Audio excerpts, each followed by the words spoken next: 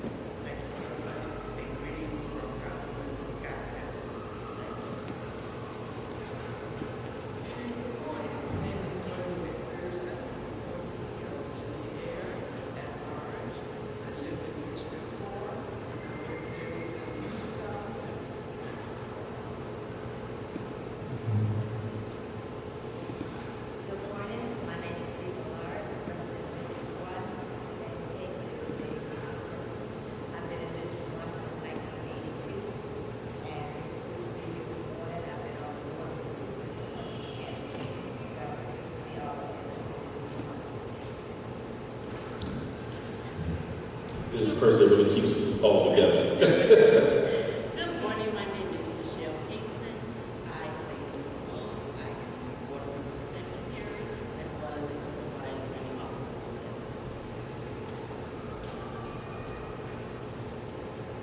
The board review, I'm going to just quickly say this before I go any further. The board review is a very, very, very thankless job. It's the same to a major degree in the same thing that you do.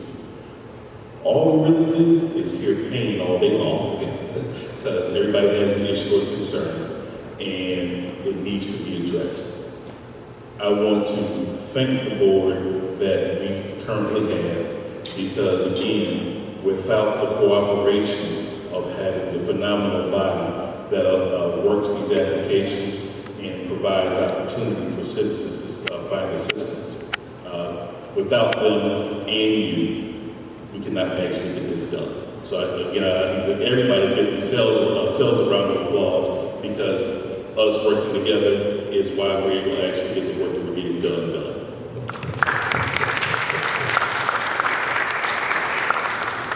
Let the record reflect that we've been joined by Member Rocio Campo. Please stand and introduce yourself, please.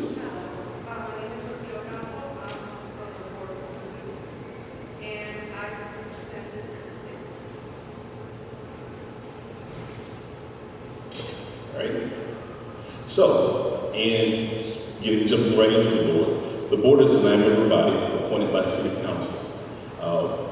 Each of us come from one of the 7 council districts and 2 at large. I'm from District 4. My councilmember is Councilmember Spotty. I've been on the board of review since October of 2007, when the board of review was seeing some of its most challenges. Have been a part of a number of changes, both at the state and local level and county level, in terms of policies and changes to the General Property Tax Act and ordinances to kind of move the board of review in a better direction and to allow better processes to be applied as it relates to all the work that is done by the board of review. Appointments to the board are for 2-year terms, starting in an odd number year. So actually, board members were just reappointed. End of last year, our appointments for this term started January 1 of 2019, will end in December 31st, 2020.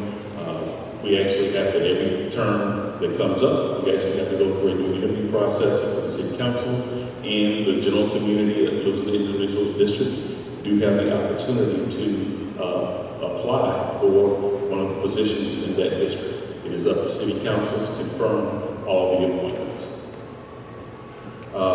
There are only 3 periods in which the board of review can actually confirm its work. March board review, the March board review, primary evaluation process, and exemptions.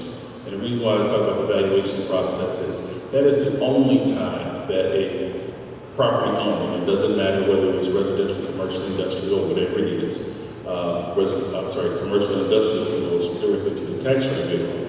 But if they're going to appeal through the city of Detroit, the March board review is the only time during the year that you can appeal for value. So if you're saying my property taxes are too high, or you have a concern about your classification, that is the only time that you can actually appeal for value. All right. Just real quickly, some general information about the Homeowner Property Tax Assistance Program. The Homeowner Property Tax Assistance Program falls under the General Property Tax Act, MCL 21170U. Homeowners must apply each year, which they're seeking relief. Applications must be submitted prior to the last meeting of the Board of Review. This year is December the 9th. Only the Board of Review can make decisions on applications. The City of Detroit will City of Detroit adopted the name Homeowners Property Tax Assistance Program. Just real quickly where that came from. We always hear the word poverty. We always hear the word hardship. Sometimes we have to change the mindset of individuals when we're trying to move a community forward. So the cooperation of the administration and City Council, it was agreed to change the name to Homeowners Property Tax Assistance Program because it provides better opportunity for individuals to feel that they can actually move forward with their lives instead of being stuck in a place with language that is constantly used to make them feel less than they should. November of 2018, City City Council codified an ordinance that states certain policies that the Board of Review should follow in reviewing applications. And the responsibility of the Board of Review is to determine the applicant's ability to pay. I know we always talk about, well, file an application, get it processed, it'll be exempt. Our job is a little bit more tougher than most people think. We actually have to look at an application and determine the individual's ability to meet their tax obligation.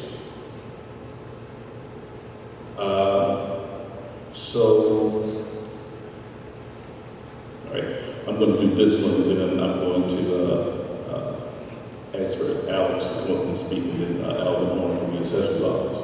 So the application is adopted each year by resolution of the City Council. Sometime between now and the beginning of the week, I'm actually going to share with you the tentative application for 2020. You'll have about 10 days to get back to me any responses that you may have. And because we always like to have our community partners involved, the application is not going to change that much, but there's probably a couple of things that we're talking about adding that's going to add more opportunity for people to find relief that is kind of in that space right now where, they may not actually qualify. General applications are made available the first week in January from when the application was approved. So we always try to have the application approved before the end of the year.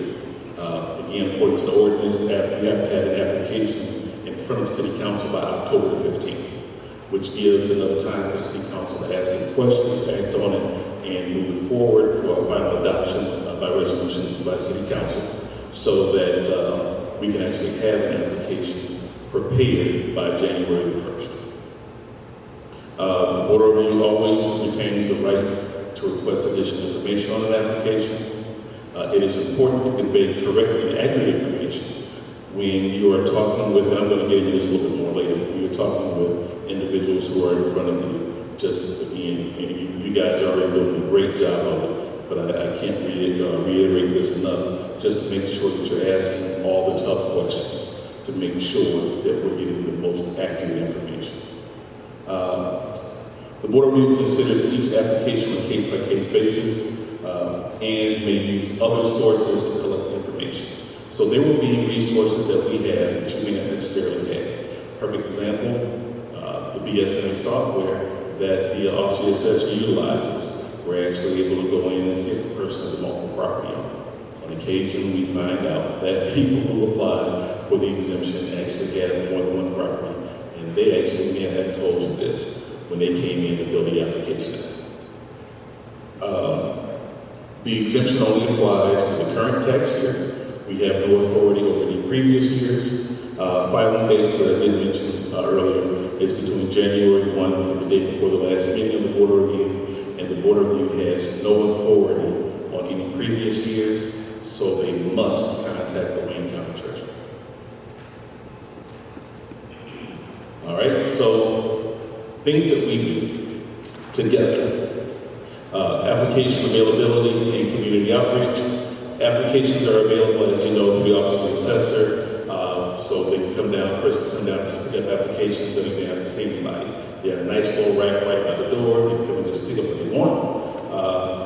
They can actually call the Office of the Assessor or Board of Review and request one, and they'll get mailed out to them. Application is available online.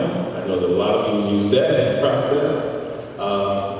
We do events like this, events and meetings where we make applications available. We are going to be creating a social media platform.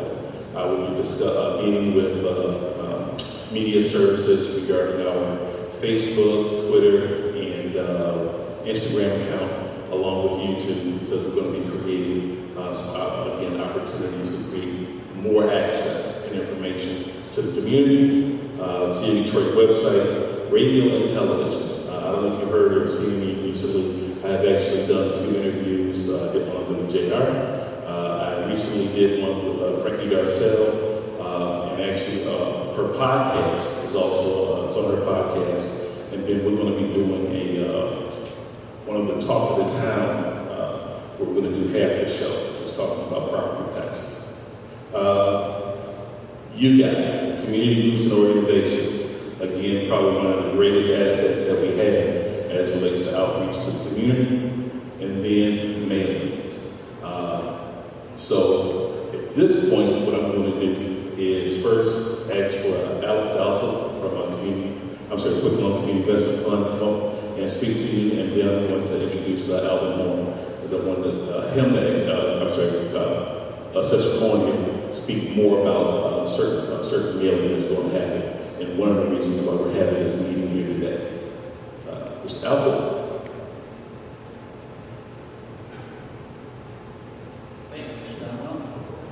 Hi, everybody. Sorry. I'm Alex Alsop. I'm the Director of Housing Stability at the Quicken Loans Community Fund. I want to say thank you to Mr. Donwell and to the whole Board of Review for being here and for putting this meeting together. Thank you to all the community partners that we're working with on property tax exemption workshops for being here as well. And to Central Detroit Christian, thank you for hosting us in this wonderful space. It's great to be here with all of you, and just to echo what Mr. Donwell said, this is now, I think we're in the third year of working with the Board of Review and the city on increasing property tax exemption applications, HPTAP applications. Started in the winter of 2017 with some end-of-year workshops that some of you, I think, were a part of, and that the Board of Review was present at all of them. And I remember when we sort of started this process, we realized there was this significant unmet demand, that there were a lot of people who were eligible for property tax exemptions that weren't applying for them, and having conversations with Mr. Donwell and saying, is it okay if we just start to try to get as many people to apply and, essentially significantly aim to increase the workload of the Board of Review? And his answer was basically, bring it on, we're ready, let's work and figure out a way to increase the communication and information level to homeowners together. So this partnership has been great, and in addition to efforts like Neighbor to Neighbor, which many of you have participated in, which have identified thousands of homeowners that are eligible for property tax exemption, and then also identified that many of those who are eligible for the exemption don't know about it. They just haven't heard of it before. Part of why we're here today, and what Assessor Horn will talk to you about is efforts that the city has undertaken and is growing to reach out to homeowners and let them know about the Homeowners Property Tax Assistance Program, which is really exciting, and we look forward to seeing the outcomes of that, and hopefully a lot more people at all of our workshops, and a lot more applications ultimately coming in. So thank you again for being here. Thank you again to the Board of Review and Central Detroit Christian, and I'll hand it off to Assessor Moore. Thank you. I just need to say this about Alvin Moore. Oftentimes you hear about organizations, especially in government, and there's always this wall, right? You can't get anything done. It's a battle back and forth. Work with Alvin Moore has probably been the dream of my lifetime, because he creates a path for the Board of Review to do the work that it needs to get done, and through a process where it is not as arduous or as tough to get things done and accomplished. So I want to thank him personally for that, because again, you oftentimes hear about, well, you know what, the board is just going to do whatever he wants to do, the assessor's office is going to do whatever he wants to do. There is a great working relationship, so I want to thank you for that. I will return to that, because I've been in the city for 22 years, and I've been the assessor for going on 7 years this September. I remember a board review that did not care about its responsibilities, that simply let hardship applications pile up, and they got done, and they didn't. The state was on the verge of intervening. So city council made a very hard decision. They replaced the entire board with the members you see now. And it has been a sea change in the accountability and in the work they've done. every strive and every effort and every progress we've made over the last several years to address the foreclosure program problem on the state side has been the result of the leadership of the current board review. So I'd like to thank each of members because they have been a dream to work with. So very quickly, just to tell you what we're doing, and keep in mind, just as Mr. Donald said, he's not the assessor and I'm not the board review. Our role is to support the work of the board review. We're required to do so by both state law and state statute. That translates into the board review secretary who actually is a supervisor in office.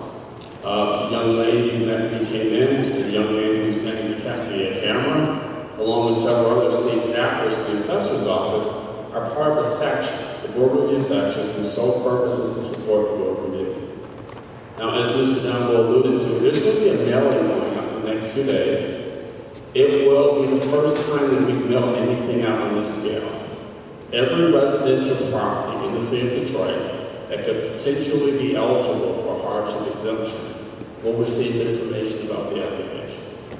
So that's a little shy of 200,000 applications, not applications, but letters that will go out. Now, we've done a couple of mass mailings already this year. It started last year. We tried to work with the state treasurer and the county treasurer to identify people who might be behind their taxes, to try to assist them before they got to the foreclosure process. So we've already done 2 mass mailings of the hardship applications. We have for several years now been mailing that application out to anyone who received it in prior years. So if you get a hardship application this year, make sure you're all making the decision. You won't have to request it. We've been doing that for a few years. As I said, we've identified people who are behind their taxes, and we sent them the application.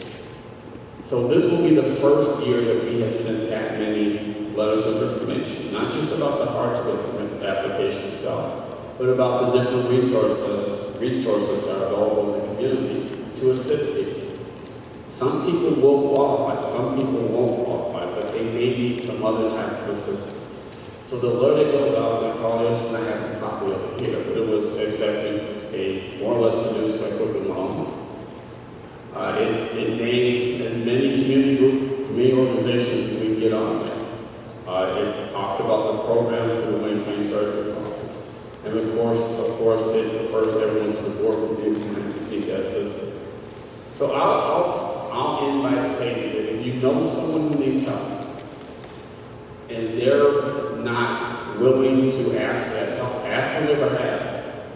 We will do whatever we can to reach out to anyone we have to reach out to, because it is not in anyone's interest for someone to lose their house in the city. The mayor has said it before, he'd rather not collect the tax and keep someone in the house, because we all know what happens in Detroit when the house goes bad. One Michigan winter and that house isn't worth anything. It's simply an eyesore that's going to be torn down at some point. So it's in everyone's interest. The mayor and city council, Mr. Donald, the members of the board of review, it's in everyone's interest to keep people in their homes. And that's the approach that we take. So thank you. Thank you, sir.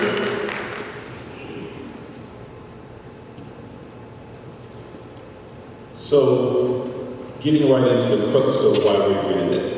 One thing I just want to talk about the mailing of the storm. So the mailing is the list of all the communities and organizations that assist the applications.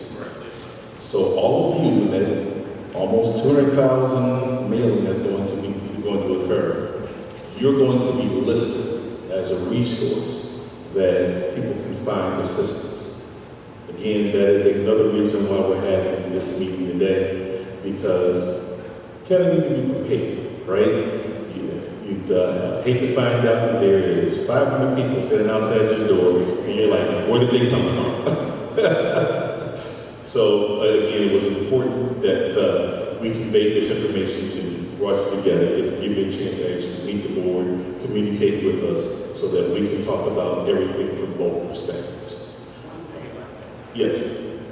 If you see an increase in people who are approaching you for help, and they mention that in the letter, please let us know, because it was an expensive thing to do, and a lot of begging had to be done, and the mayor For us to do this a second time, we have to show them. If we do this, they get additional, 20 additional people, they won't have to get. So there's several hundred, there's several thousand people who are generating your offices because of this letter. Please let Mr. Down know so that we can go back next year and the city council and take care of it. This was a success. We can do it again. Thank you. And just already from the work that you have provided to the board and the whole process, since 2017, each year was it 16 hours? 2017. Yep, we've seen an increase, 17. We've seen an increase of about 22% each year, the number of applications the Board of Review has received. So again, it is largely because of the cooperative efforts that we're all doing together. And this mailing hopefully will, again, increase those numbers again. But as Mr. Horner said, please share with us those increases that you have seen. Ideally, maybe I'm sure Lillian is probably over there thinking about now how to do a tracking mechanism to think about how to manage that process. But getting right into the process itself, who can apply? It's a funny thing. Anybody can actually apply for this, but everybody doesn't qualify. And the reason why I say anyone can apply, sometimes we have to stop people at the gate and say, no, GM, you cannot file for priority exemption on the Renaissance Center. But you know what? Some people will actually try almost anything. So again, who can apply? Anyone can apply, but commercial industrial does not qualify for this process. Residential property not owned and on file with the Office of the Assessor by the applicant. And residential property without a principal residence exemption does not qualify for this process. The very, very, very first portion of the statute states, own and occupy as your principal residence. General criteria for processing, own and occupy as your principal residence. Name of applicant is the owner listed on the assessment roll. Principal residence exemption on file with the Office of the Assessor. Complete the adopted homeless property tax assistance program application in its entirety. And when I say adopted, because on occasion, we get folks who will provide an application that is not the application at all. It is something that someone may have created on their own, and they are trying to file for an exemption. We must use the adopted application that was adopted by City Council by resolution. And then provide supporting documentation. That's the general criteria that needs to be followed in terms of submitting an application. So when you're preparing an application, it's important to collect all the required information. It's important to collect all the required information. I think that, sometimes we look at the application and we say, well, maybe they need this, maybe they don't need that. If it's on the application, we actually need it because we have to look at each situation on a case-by-case basis.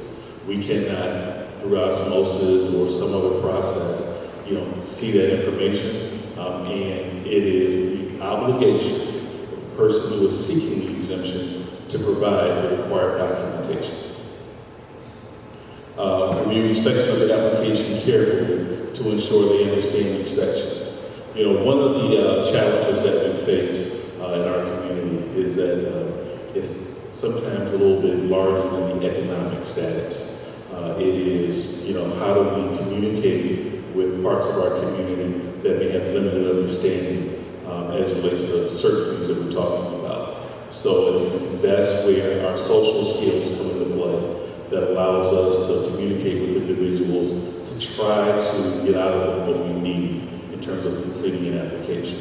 But it is so important to actually do that because that completed application allows the board to do its work more efficiently. Have to remember, only the board can make a decision on an application, and we rely on that information that's in front of us.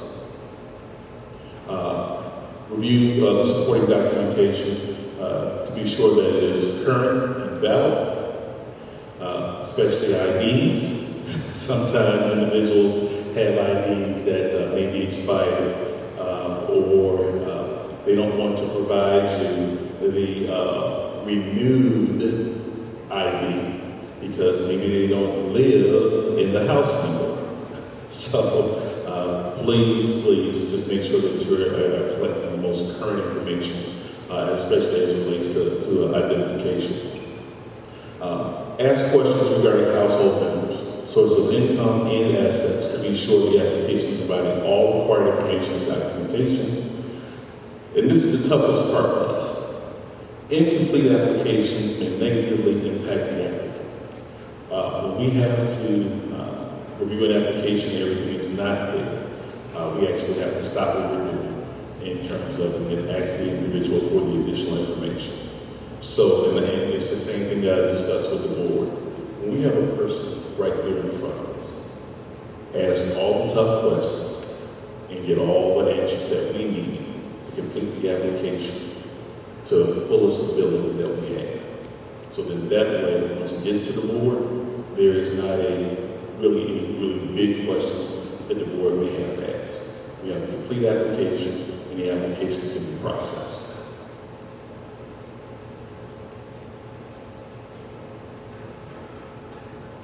Okay. Property transfer affidavits. I thought it was in the application already. Property transfer affidavits. So earlier I talked about own and occupy. So this is the own part. If the property is not in the name of the individual, they must complete a property transfer affidavit. Unfortunately, there is a penalty for late property transfer affidavits. From the date that the property was first transferred, whether it was by quitclaim deed, land contract, court order, whatever device was used to transfer that property, from that date, there is 45 days that the individual has to file with the local assessing union before they are penalized.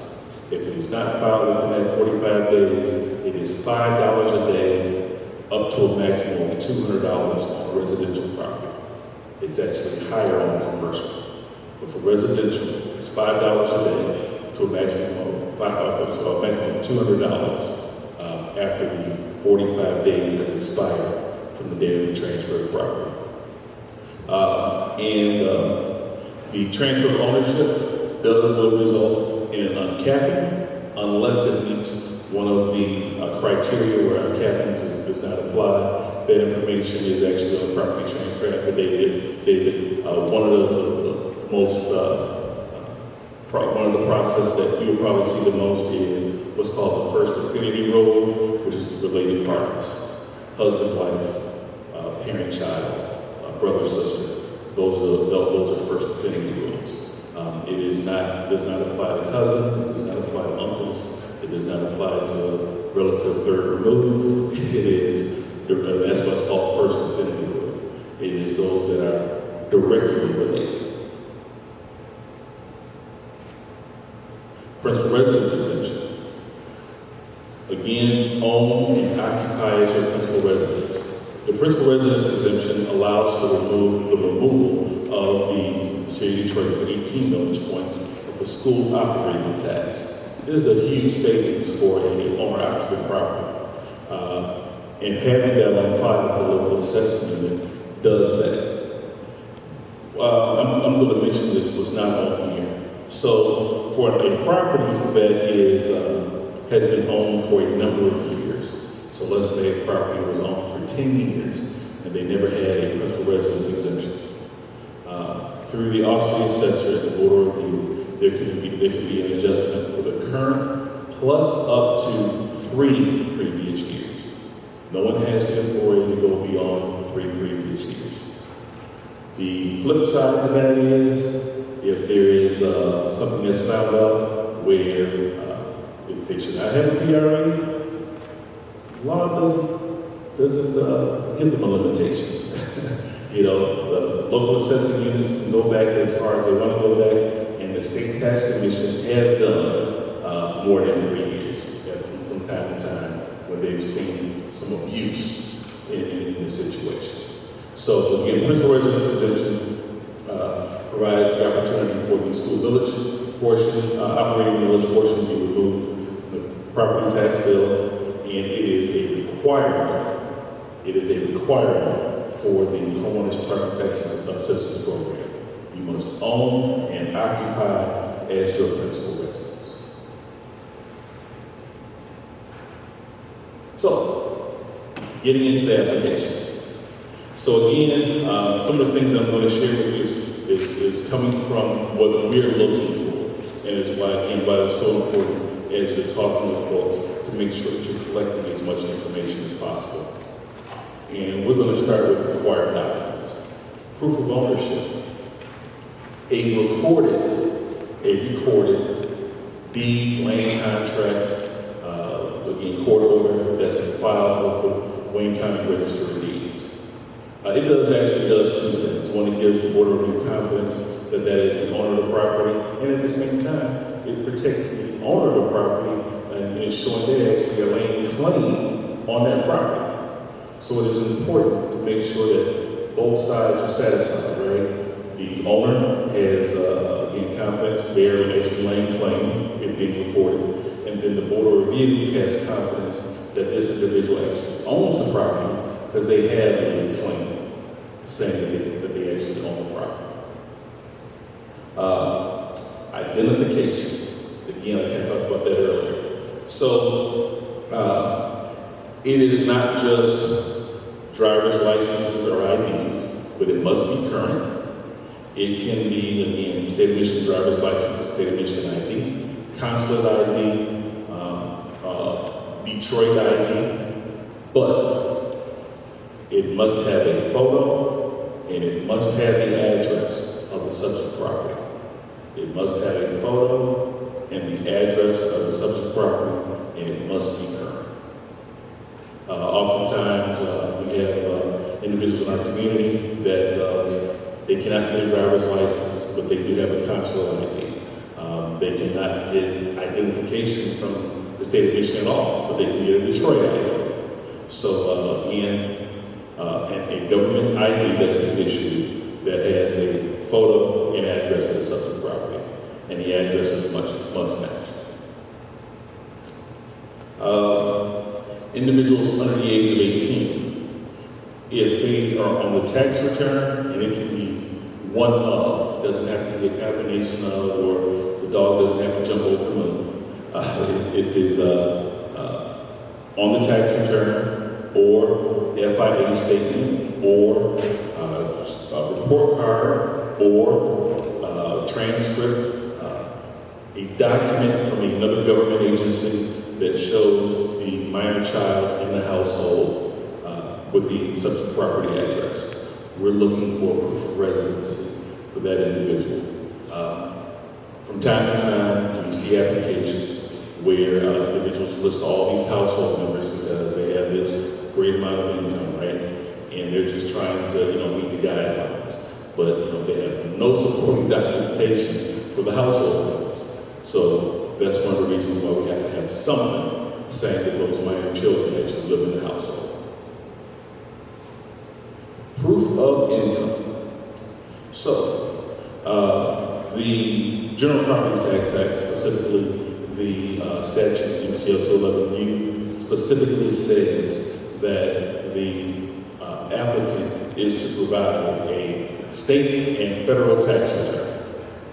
It actually says that in the statute. So that is our starting point. We must always ask for a federal and state tax return for all household members above the age of 18. For those, again, under the age of 18, they should be on someone's tax return. If they cannot provide a tax return, if they are not required to file a tax return, because again, the statute specifically states that you're supposed to provide a tax return. If they are not required to file, then they can complete a Form 4988 and a 4506T. That is the only time that we actually ask for the 4506T is when they state that they are not required to file. The reason why we ask for the 4506T at that point, again, if there's something that the board board sees that we may have some additional questions, then we can just submit that form to the IRS and ask for a transcript stating that they did not file. But that is the only time that the 4506T is actually used. Per the applicant is required to do one or the other, provide a tax return or provide an affidavit affirming they are not required to file. Copies of all sources of income. So this is in addition to either or, tax return or for an affidavit, right? All sources of income. So the W-2s, the FIA statement, the Social Security statement, disability statement, whatever the sources of income. If they're getting assistance from other family members that don't live in the household, if they're getting support from whatever other source that they may have, anything, and pretty much that a person may receive would be considered income unless it's a non-direct payment. A non-direct payment, things like Medicare, Medicaid, things that are deducted from a person's payroll, health care insurance, because again, they may have received compensation for it, but they did not receive the dollars directly. So college grants and scholarships. Unfortunately, we do have to account grants and scholarships. And so to give you an idea of where this comes from, so again, the State Tax Commission utilizes certain ways to convey information to us. If you go to State Tax Commission Bulletin 6 of 2017, it actually lists what we can count, what we can't count, how the sources of income are to be used, and what's also considered assets or tentative assets. It's actually in that bulletin. It also gives a couple of court rulings as it relates to why we cannot actually count the money that's received on a tax return. So if the person receives $11,000 back on their income tax return, the Board of Review cannot actually count that as income. So it's important. It's important for you to understand these things because oftentimes individuals will say, well, I want to give them my tax return because I got all this money back. And they'll say, well, maybe I should be paying my taxes. Unfortunately, it's one of those things the state has already said we can't count. Proof of assets. So again, there's a Board of Review an opportunity to actually look at the situation that's going on in the household. We have to look at each situation again on a case-by-case basis and make a determination based upon the information that is provided. So, and that's another great thing as it relates to the statement form that is on the back. Anytime there is a question or something that you want to make sure that they convey to the Board of Review any circumstance or situation within the household so that we have a better look at what's actually going on. All right, so the application itself. So the name, address, that's really kind of simple, right? The new renewal, the person's received before. Contact number. We know that everybody doesn't have a phone, but those that do, always please try to get a good phone number for them. That is oftentimes the easiest way for the Board of Review to quickly get in contact with the person to find out and retrieve what information that we need. We do get a lot of applications that do not have a phone number on it, but again, it is very, very, very important to have that number. Alternative contact. Again, it's an option. It's not a requirement, but it's always a good thing to have. Sometimes people are at work. Sometimes the number is no longer in service. And an alternative contact number gives the Board of Review an opportunity to get a hold of someone else. We do not discuss the information about the application or what is needed. We are simply looking at an opportunity to get in contact with the individual so they can reach us, so we can assist them with their application. Complete the name of the entity and the person who assisted with the application. This is the funny thing that occurs. So, people will, I'm trying to be careful with my statement. Some people will say, well, you know what, I went to the United Community County Housing Coalition and maybe help me with my application. And sometimes it's the furthest thing from the truth. But they're looking for assistance or they're looking for help. There's actually not even a UCHC, and all of you guys do a great job of letting us know what organization it came from. But sometimes there's not an organization on there. And they actually went to a workshop and actually talked to someone and filled the application out on their own. And, you know, again, we asked the question, well, you know what, we need these things and you have to provide it to us in order for us to complete your application. Well, I gave it to them. According to our application, that one little box, according to the application, actually, you could be told. But we don't say that to them. We just continue to ask for the information. And at this particular point, I just want to say, and I'm going to say this a couple more times along the way, it is extremely, highly, and most important that when a board review member contacts an applicant, that they respond to the board review immediately, as quickly as possible, post haste. And the reason being is that we're actually trying to complete that application. And the board of review is who needs that information in order to complete that application.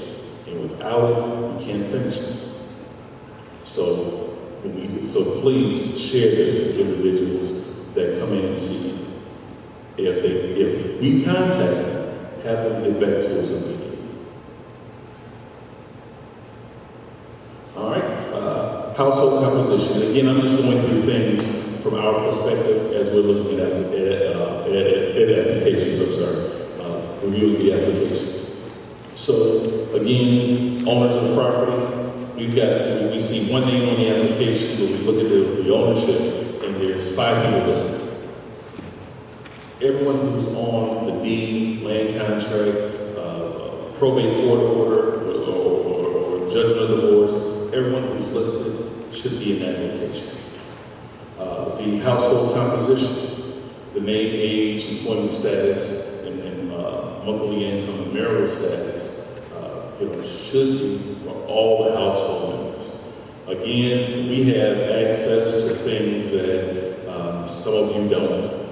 And sometimes we can actually see certain household members that may be in the household that are not on the application.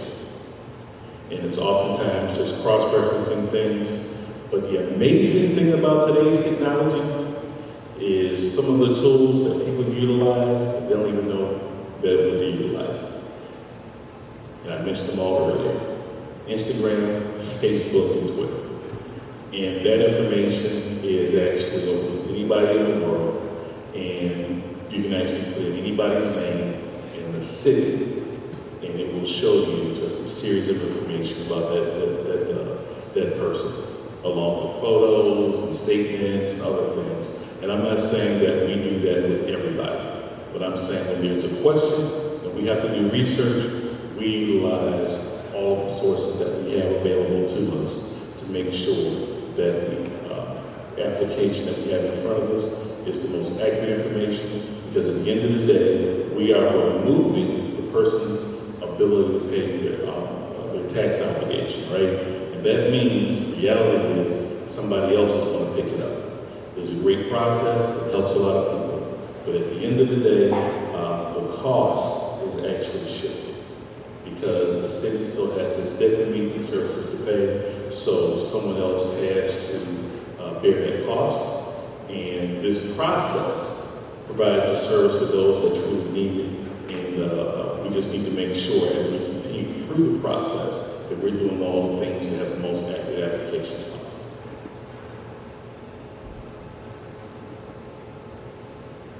Again, household income. So we look at the gross earnings on tax returns. We do not look at the adjusted gross. It is the gross earnings that we look at, again, based upon State Tax Commission Bulletin 6 of 2017, that is the very first thing that it says. Gross earnings, wages, and all sorts of income, and it lists a series of sources of income. All household members over the age of 18 are required to provide federal and state tax returns. The statute does say, or the immediately preceding year, in terms of tax returns. We want the most current tax return, and here's where the question becomes. If you make more than $3,500, you're actually probably supposed to file your taxes. And within the community that we service, because of the average return that a person will receive, most people will file. They actually are by January 15th, they're waiting on that W-2 because they already have an appointment with the tax preparer to complete their tax return. We also need to convey to individuals that because you're the professionals that's assisting them, all the things that I just kind of talked about earlier, let's look at the tax return and no, they can't count this. Yep, they can count this. So then this way, they are sharing the information so that when we receive the application, again, we have the most accurate information possible. Household members who are not required to file taxes again, 4988, 4506T. Also supporting documentation, W-2s or pension statements, Social Security statements, rental receipts. Here's one thing about rental receipts I just want to share. We have individuals who have two-family flats or duplexes, and we have individuals who actually have more than one property. Let the Board of Review determine if a person has more than one property. Let the Board of Review determine whether or not they will receive an exemption. Do not predetermine anyone's situation just because they have another house and they're collecting rent. Sometimes that is their only source of income.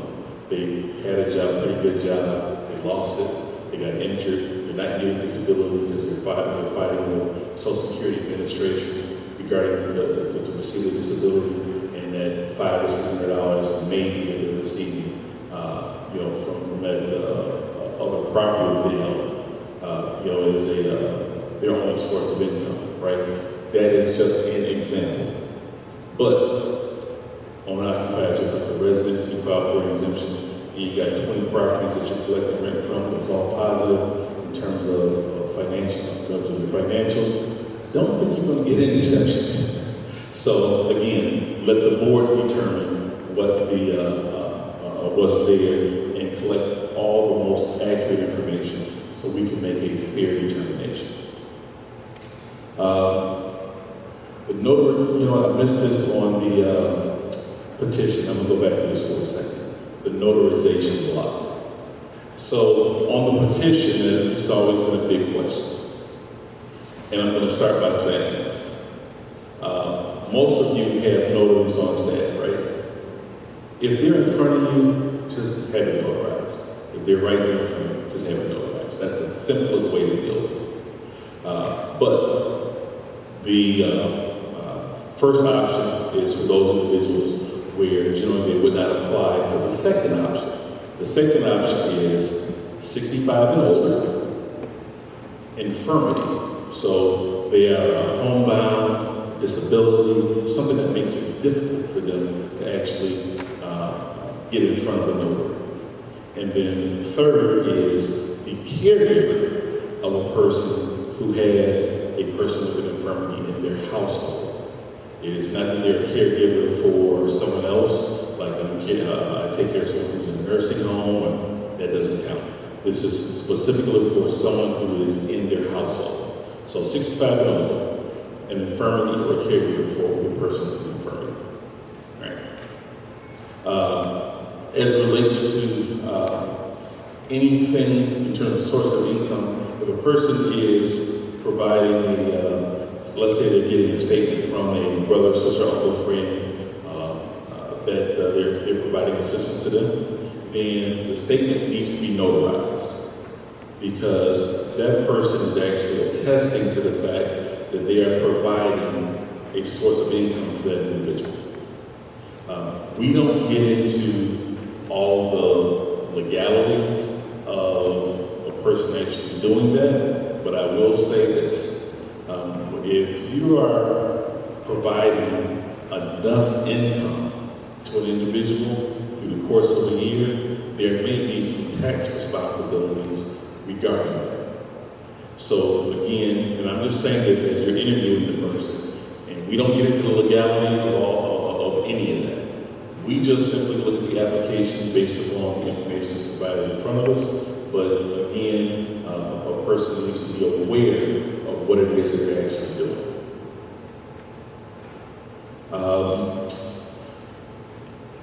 All the areas of the application that does not apply, just put a line through it right in there. And then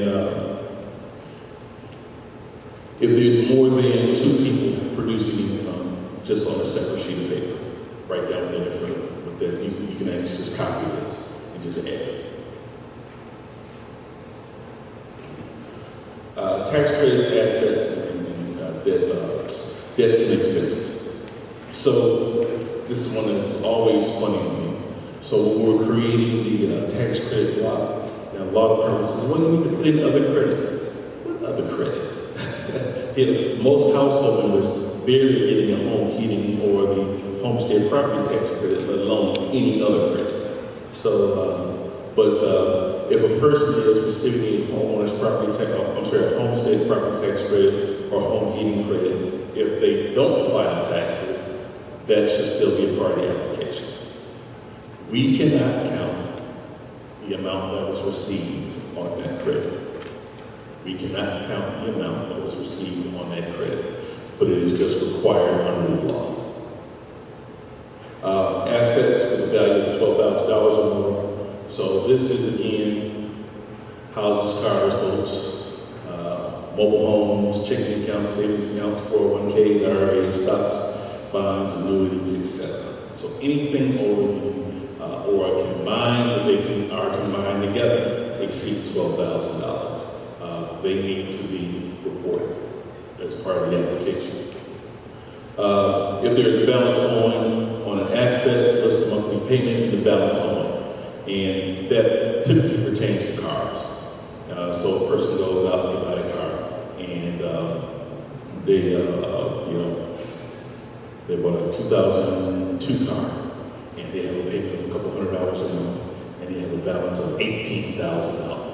And I'm just saying that I've actually seen that on the application. It's the most ridiculous thing I've ever seen. And that's another area that I want you to kind of focus on. Some of the predatory situations that occurs when you start talking about individuals who are just trying to get their lives right. So and then have the applicant sign in that section that the assets do not exceed $12,000. Yes. There are homes valued at $10,000 and $1,000 their home investment side for $699 a month.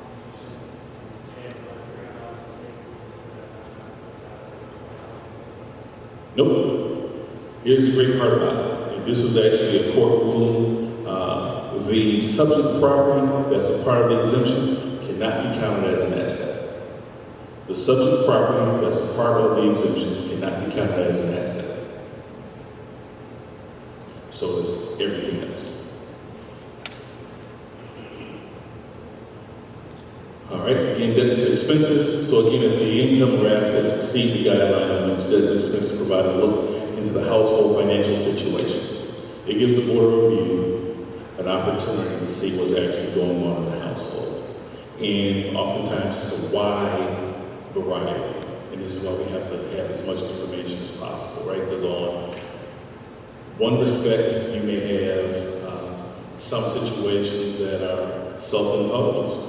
And whole opposite side, you may have situations where it's just something that they had absolutely no control over. The one that we look at the most are health concerns. When you start talking about medication that's not covered by insurance, when you start talking about having the cost of a additional party that needs to come in and do things because the person again is homebound and is not able to actually do the things that they used to do on their own. So there are a number of things that the board looks at. You look at the entire perspective. The great part about it is, again, we do look at the entire perspective. And again, that statement also helps put into focus what happens, what has happened as it relates to why the expenses are the way they are. Anything that is stated supporting documentation should be provided. Please provide supporting documentation. So again, if this again, medication is not covered by the insurance, right? So one of the odd things today as it relates to health services, right? We have an unusually rising number of individuals with different types of cancer. And there are different types or different services as it relates to oncology that's provided. Some stuff is covered, and some of the things, simple things that you think are covered are not. But the cost is just ridiculous, it's absorbent. And so when you are reviewing information, and again, that person is above the income guidelines, please, again, let them know that they need to share that information with the board so that we can have a full look at their situation.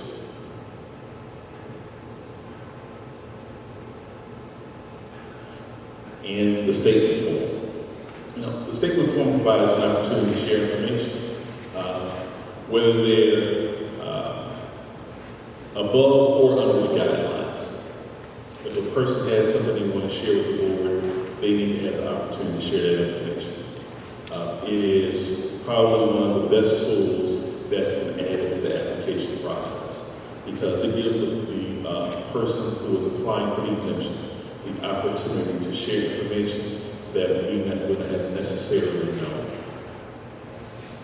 It has probably prevented or reduced a number of calls the Board of Review had to make to find out additional information, especially when the person is over income and we're looking at the information and we're trying to, well, this doesn't line up with this. There's got to be an explanation here. There it is. You have an opportunity to write a complete statement as it relates to those things that are affecting them in their household. Providing supporting documentation relative to the statement.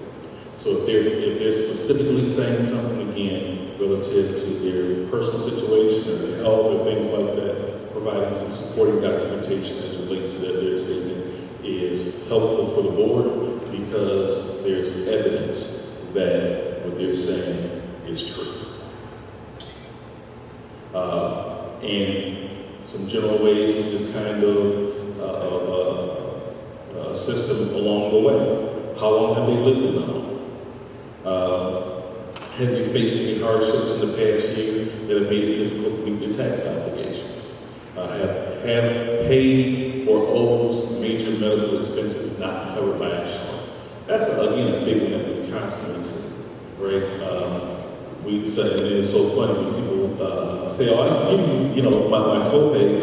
They go to CVS and they run a report. It's a book of how much they have to pay on a monthly basis just in co-pays.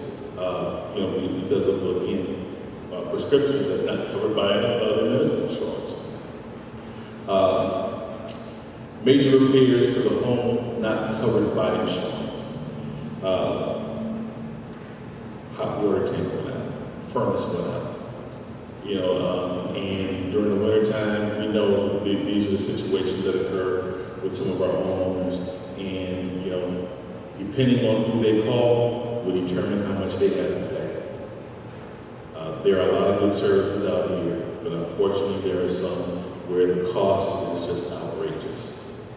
And I'm not saying they don't do a good job, but the cost the homeowner winds up having to pay sometimes just may seem a little unfair, but you can't tell a company how much they get to charge to provide their service. Persons listed on the deed that do not live in the home. An explanation of why they're not living in the property, and again, providing evidence of where they live. So I'm going to share this because it's actually a requirement, and the board actually looks at each situation again on a case-by-case basis. But every person that is on the deed is responsible for the payment of property taxes.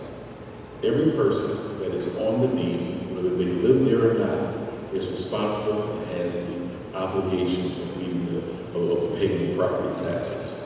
The board of review again looks at the situation on a case-by-case basis and works to make a determination on who it can best help. If there's a severe health condition that affects the applicant or member of the household, again, and you hear me constantly talking about that because that's actually the majority of the individuals that we service. I did a sampling a little while ago of about 3,100 applications that were received this year. Close to 1,350 of those individuals were 65 and older. And close to 1,000 were over 70. So a large portion of those individuals that we service, again, are of substantial age, and the likelihood of there being a matter of health that's going on within the household is probably pretty high. Now, we do have a lot of healthy individuals out here who are, of substantial age that are getting around fine and driving and going playing golf and swimming and all this great stuff. But, the great part about it is they have great health. The unfortunate part is that we still have a large number of individuals in our community that do not have great health, and that this service provides a great opportunity for them to find relief. All right, so the 4988, quick funny story here. When I first started, the board of review, we had an affidavit that individuals had to have signed and notarized, attesting to the fact that they did not file a tax return. So again, when Mr. Holmes was talking about the State Tax Commission year-end stepped in and so forth, so there were a number of changes. And the first change was in the state law, and that change only required a tax return. There was no opportunity to provide an affidavit that you did not have to file taxes. And again, it was because state representatives at that time said, no, we got to fix this and get it right and so forth. And I was trying to get them, hold on, look at this. They didn't want to do any of that. Ultimately, a second change came later when they shared with them the affidavit that we were using, and this is actually that affidavit copy. So, the city gets a lot of stuff right, and we try to move things in the right direction. So in 2012, the state made changes to NCL 1172 to adopt a form to be used or created by the Michigan Treasury to allow individuals to attest to the fact that they're not required to file taxes, and that's what this form does. And again, all household members over the age of 18 that did not file or not required to file taxes are to complete this form. The IRS 4516 again only applies to individuals who are going to complete a 4988. The law requires that a person provide a tax return. If they're not required to file taxes, then they provide the 4988 and the 4516 as we review the application. If we need to, we're unsure, and we're going to send that to the IRS to see if they actually did file or not. It is not an alternative to the person providing a tax return. They are required to provide a tax return or sign an affidavit attesting to the fact that they're not required to file. Incomplete appeal notice. So incomplete appeal notice is utilized when there's questions. or there's something missing with the application. The board member that is working the file will try to contact that person first by phone or some other alternative means. If we cannot reach that person, then the incomplete appeal notice is mailed to that individual. If we do not receive the information within 10 days, a second notice is sent. If we don't receive it again within another 10 days, a final notice is sent.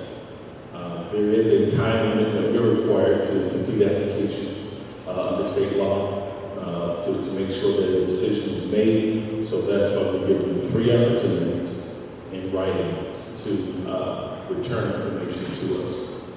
It is very, very, very, very important, I cannot say this enough, that if they are contacted or an applicant is contacted by the board of review, that they respond to the board of review as quickly as possible. That application is sitting and waiting on a decision from the board. And without that information, we cannot process it. So it's important that they contact the board, and especially that board member, which they will be listed on that incomplete appeal notice. The worst case scenarios are what we don't like to have. Failure to respond can end in a denial or a no consideration, because we don't have a document that is truly needed for us to make a decision. So, wrapping this up, board review, member of the body appointed by City Council. We are appointed to the terms. Homeowners Property Tax Assistance Program is a part of the Joint Property Tax Act, specifically MCL 21170U. The board review has the exclusive authority to grant exemption or decide on the process in terms of granting, denying, whatever it is we decide that we want to do with an application.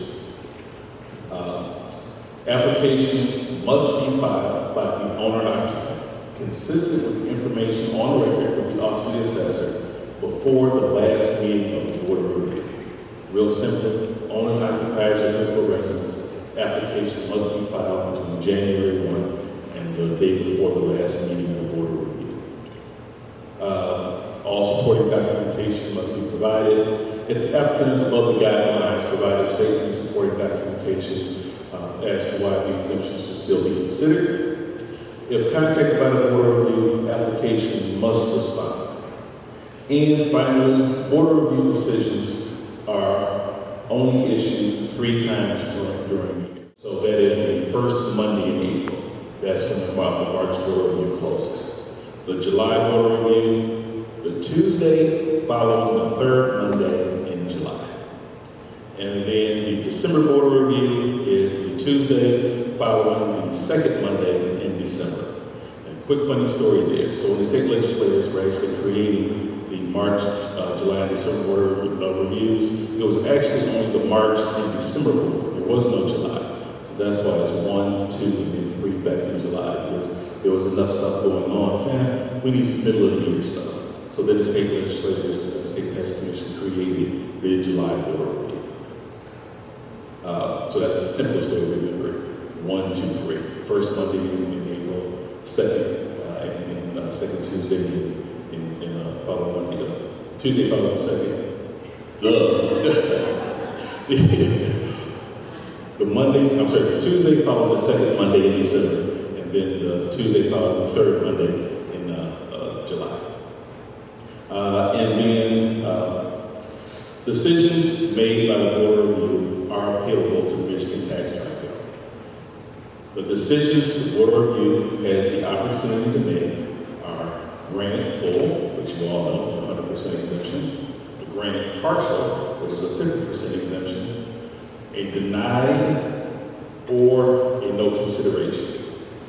We also have the ability to deviate from the guidelines for what's called substantial and compelling reasons. And so when I was talking about the sharing all that information in terms of the health conditions, the circumstances, and those things that are going on in the household, remember the income guidelines are the starting point. That is our baseline. That is where we start from. And the average person that meets the guidelines is really pretty simple. Provide supporting documentation and their application is actually pretty much done. When they're above the guidelines, provide all the additional supporting documentation to their claim, and have that application considered by the board. We will review the information, and again, we have the ability to deviate from the guidelines for substantially compelling reasons. Again, I'm always talking about health. Some of the reasons why we say no is because a person went out this year and bought a 2020 Nautilus. If you can pay $800 a month for a lease payment and $400 a month for auto insurance, and your property taxes are only $600 for the year, I don't know if you really need an exemption. Maybe better money management. But the opportunity exists for people to file information, let the board decide, and let the board determine whether or not a person will be granted or denied an exemption. I will also share this. We probably percentage-wise, even with the increases, strive to help as many people as possible.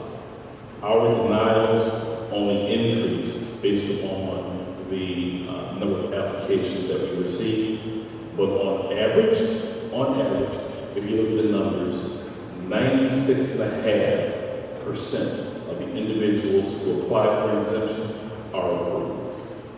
96.5% of the individuals who have applied for an exemption have been approved.